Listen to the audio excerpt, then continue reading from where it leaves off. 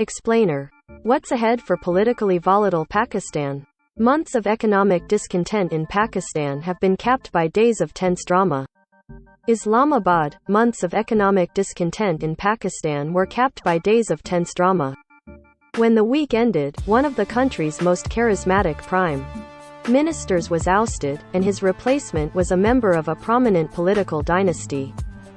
And the turmoil may not be over yet, with implications for the whole region. Veteran politician Shahbaz Sharif, the brother of a disgraced former premier, was sworn in Monday to head a coalition government of disparate parties spanning the political spectrum from the left to the radically religious. They also have a history of rivalry, and governing won't be easy. Sharif replaces Imran Khan, a beloved cricket star turned conservative Islamist politician who was toppled by a no-confidence vote, after a fight that went all the way to Pakistan's Supreme Court. A look at what happened and what may be ahead. What led to the change? On April 3, Khan sidestepped an initial no-confidence vote demanded by the opposition by dissolving parliament and calling early elections.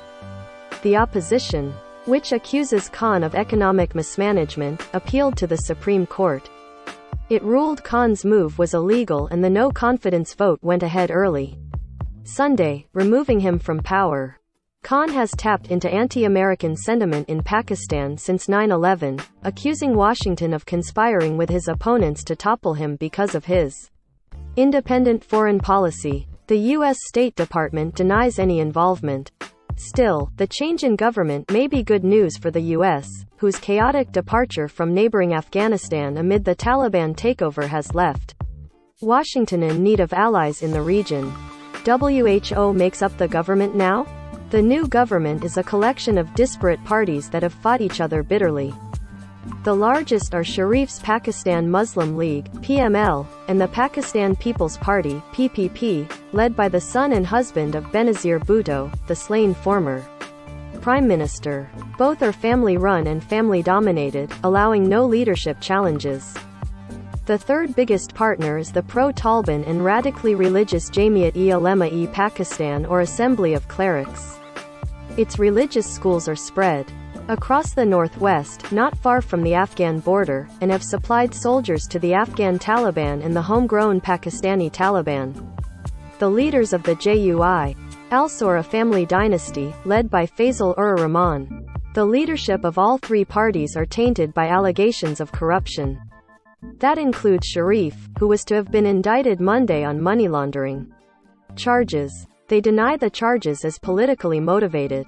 They joined forces to oust Khan, but have little in common politically, other than an agenda to change election laws and realign constituencies to improve their chances in the next election, which must take place by summer 2023. They also are united against a return of Khan, who seeks to end Pakistan's dynastic politics. There are no guarantees their shared agendas will keep them together.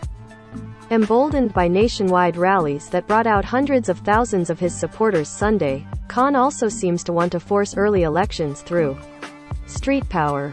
That could lead to violence, because his base is made up mostly of a passionate younger generation. Even though the opposition ousted him by citing economic mismanagement, it's not clear if the new government has any easy solutions. How will the change affect U.S. policy in Pakistan and Afghanistan?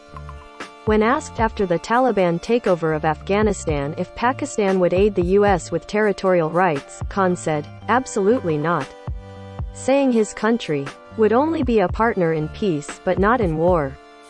He was a strident critic of the U.S. war on terror after 9/11, a stand that resonates with many in Pakistan who feel they have been unjustly targeted and accused of not doing enough to stop the Taliban during Washington's 20-year war in Afghanistan. About 80,000 Pakistani civilians died in militant attacks as a result of the war, and nearly 5,000 Pakistani soldiers have been killed, according to Khan. Even though no Pakistani or Afghan was involved in 9/11 attacks by al-Qaeda. Its leader, Osama bin Laden, found a safe haven in Afghanistan to plot the attacks and was killed while hiding in Pakistan in 2011. Khan has refused to give the U.S. any access to Pakistani territory or airspace for so-called over-the-horizon attacks on Islamic State targets in Afghanistan. That strategy allows the U.S. keep its forces out of Afghanistan by using air power to strike militant targets where they find them. U.S. President Joe Biden did not have a phone call with Khan since his election, lending credence to the conspiracy theories of a rift between Islamabad and Washington. Khan says the U.S. wants a subservient Pakistan and opposes its warm relations with China and Russia. Khan's government pushed hard for the world to engage more with Afghanistan's Taliban rulers and resisted U.S. attempts to punish them.